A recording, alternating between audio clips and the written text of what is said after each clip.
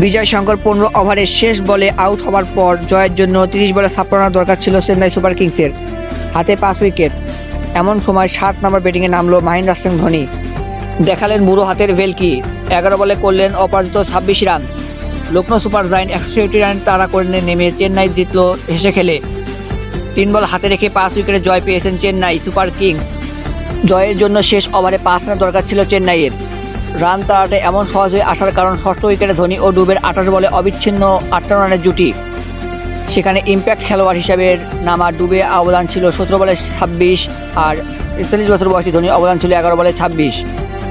এর মধ্যে 17তম ওভারের শেষ বলে শার্দুল ঠাকুরকে এক হাতে মারা ধোনির ছক্কাটি চেন্নাই সমর্থকদের মনে বহুদিন থাকবে।